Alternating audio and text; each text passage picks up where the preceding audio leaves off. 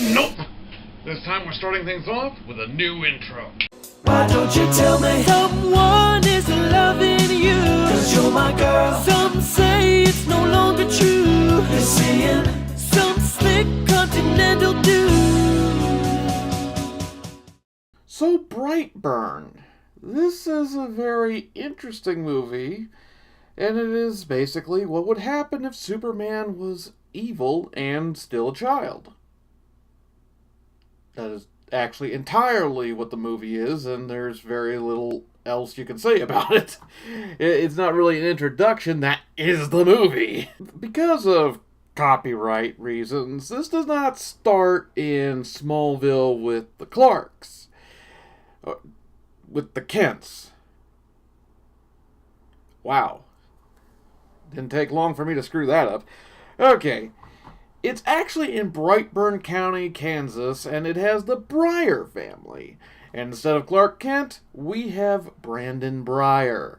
Now, something good that you will notice right away, they don't just spend a lot of time filling out the little things you really don't care about, like the first contact with Brandon and all those little baby steps. They kind of breeze through that in a pretty quick succession so they don't fill up the movie's beginning with a whole bunch of filler and pointless scenes.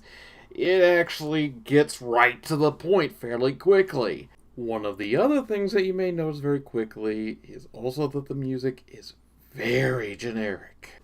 It's sad, because this could have been a better film for having better music. And it had like one track that was actually unique, but it was for the end credits, so that was a complete waste.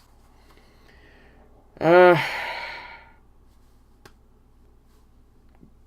that's like really the biggest complaint I've got. I mean, I could complain about some of the cliche things that any horror fan could notice, but to be perfectly honest, there weren't that many of them, and when they were used, they weren't so bad. I could kind of justify them. There are other situations where I really couldn't, but still you might be a little irritated when you notice those moments. I won't go into them because it could be a bit of a spoiler if I do, because of just when they show up.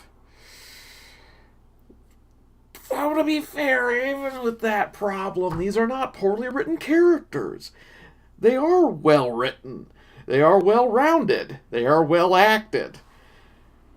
Except that one kid who's supposed to be like the bully, but he only gets 2 lines, so he's kind of, not a big deal. The story is character driven. It is driven completely on the development of Brandon from this normal kid to this super powered, almost demon-like child, not helped by the creepy mask or the glowing eyes, which, by the way, that mask is phenomenal. I'm just gonna say that right now. For such a simple idea of just having a red hood with some laces to tighten on the front, it really sells it. I am surprised. I always love those simple masks that sell the image of this terrifying thing so beautifully with so little effort. The effects were also really good. There was some clear moments when you could tell it was CGI, but then again, some of those moments were Brandon flying through the house, so forgiveness is allowed. But also the gruesomeness of those kills and attacks. It was kind of hard to watch some of those things. It's very few moments in films now that really make me cringe and want to turn away.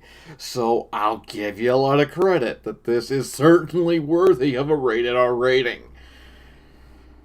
And the fact that it deals with a child doing this, and in one case, at least to another child, you got balls, James Gunn, you got balls. But here's what I want you to take away from this. At the end of the day, when you're done watching the movie, when everyone's done watching the movie, there's one thing that we can all agree on. This gave us everything we expected and very little else. That's the one thing that everyone agrees on, is that this was underwhelming as a superhero movie, but it gave us everything we were expecting to see. It just doesn't go very much further than that. There's not a big surprise or some really clever, thought-provoking thing that happens.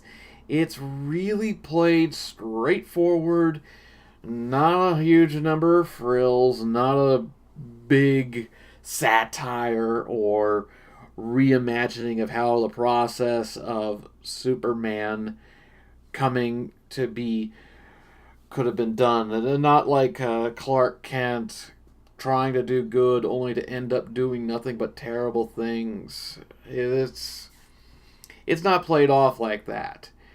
It does have a bit of a tragic element to it that I won't go into, but I will say that while it is underwhelming for a superhero film, for a horror film, especially one with a kind of interesting concept as this, that, let's be honest, how much could you really do with this that we wouldn't be expecting if you know about Superman, or you know what could be done with those powers? You gotta give a little bit of leeway. So, honestly, I think that this is a good film. I say go ahead and watch it. I would encourage you to go watch it. It's just not going to be one of those that you're probably going to add to your collection because it's not a really hard hitter. It's not really big in any areas. It's a 7.5 out of 10. But I don't regret seeing it, and I'm happy I saw it. So, let's see if that's what you feel. See ya in the next one.